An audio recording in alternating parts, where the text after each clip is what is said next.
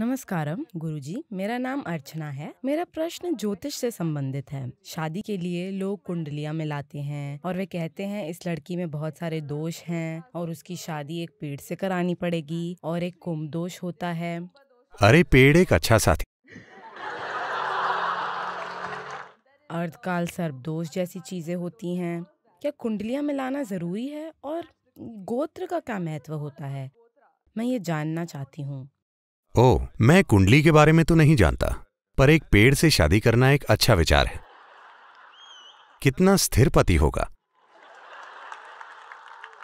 उसके बाद वे उसको काटने की सलाह देते हैं, यही समस्या असल है। में मैं आपको एक बेहतर सुझाव दे रहा हूं। मैं आपकी शादी एक पहाड़ से करा सकता हूं। वो आपके लिए हमेशा मौजूद रहेगा, आपको कभी परेशान नहीं करेगा। आदर्श आदमी है ना? हाँ, तो हम दो इंसानों के साथ मिलकर रहने को बहुत बड़ा झमेला बना रहे हैं।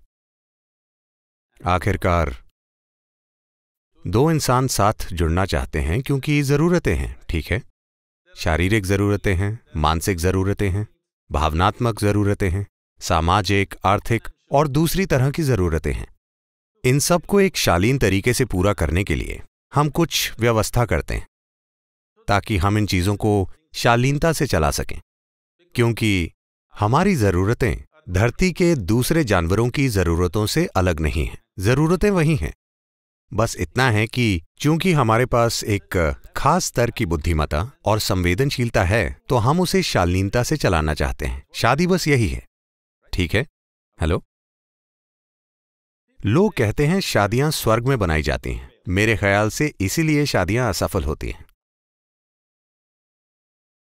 क्योंकि मूल रूप से दो लोगों की शादी के लिए, देखिए, सितारों को मिलाना बहुत आसान है, वे उन सभी चीजों को ठीक कर सकते हैं, लेकिन इन दो बेवकूफों का मेल बैठाना कोई नहीं जानता कि कैसे किया जाए।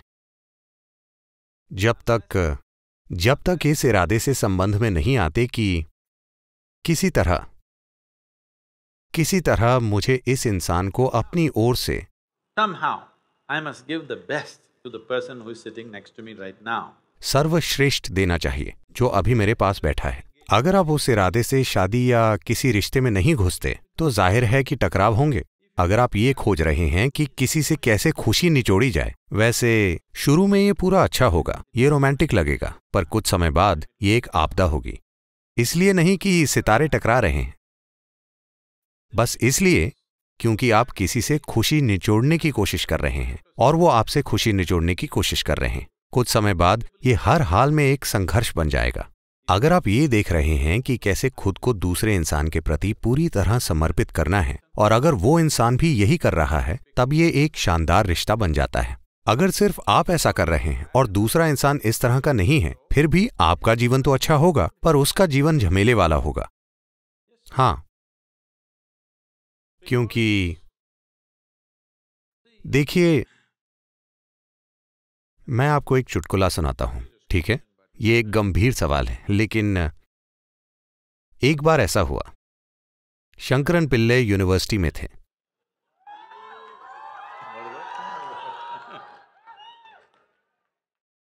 तो एक दिन वो प्रोफेसर के पास गए और बोले, सर, एक बहुत महत्वपूर्ण चीज पर मुझे आपकी मदद की जरूरत है।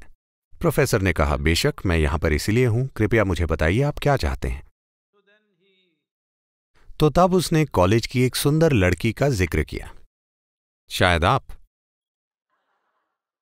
और कहा, सर, मैं उससे बहुत ज्यादा प्रेम करता हूं और मैं 50% सफल हूं, मुझे आपकी मदद चाहिए। प्रोफेसर ने कहा, देखो, मैं ऐसी चीजों में नहीं बल्कि पढ़ाई में आपकी मदद करने के लिए यहां हूं, लेकिन वैसे आपका ये कहने का मतलब क्या है? आप 50% सफल हैं। उसने कहा, सर, मैं पूरी तरह से उसके प्रेम में हूं, लेकिन वो नहीं जानती। मैं चाहता हूं कि बचा हुआ 50% आप मेरे लिए सेट कर दें। तो जब आप प्रेम में हों और ये 50% भी है, तो आपको शानदार महसूस होता है। ये वाकई बेहतर होगा कि दूसरे को ना पता हो, क्योंकि अब ये पूरी तरह से आपका प्रेम है। आप दोनों पक्ष मैनेज कर सकते हैं, क्योंकि इंसान, आप जानते हैं, वे ऊपर नीचे होते रहते हैं। तो दो लोगों का मेल बैठाने के लिए क्या आपको ग्रहों और सितारों और हर चीज को तोड़ना मरोड़ना होगा? बिल्कुल नहीं। बात सिर्फ ये है कि हम इसे लेकर बहुत झमेला कर रहे हैं। आपने गोत्र की बात की, तो ये एक सरल आसान तरीका था। बच्चे पैदा करने के लिए वंश की शुद्धता को मैनेज करने का एक पारंपरिक तरीका था, क्योंकि शादी आखिरकार बच्चे पैदा करने के बारे में है। ठीक है, आप और मैं यहां इसलिए हैं क्योंकि किसी ने बच्चे पैदा किए, है ना? तो वंश की शुद्धता कायम रखना, ताकि जो लोग किसी तरह से भाई बहन माने जाते हैं वे शादी न करें। लोगों के पास एक विस्तृत प्रणाली थी, पर यह प्रणाली पूरी गड़बड़ हो चुकी है। अब किसी को नहीं पता कि कौन कौन है। कुछ समुदायों में थोड़ी यादें बची हो सकती हैं, पर मोटे तौर पर हम नहीं जानते कि कौन कौन है। कुछ आनुवंशिक अनुसंधान हुए हैं। अगर आप ये कराते हैं, दुर्भाग्य से आप देखेंगे कि कुछ अभी कोई मुझे बेंगलोर में एक चौंकाने वाले तरीके से बता रहा था, सदगुरु ऐसा लगता है कि मुझ में कुछ रोमानिया खून है। मैंने कहा मुझे ये मत बताओ कि ये कैसे हुआ।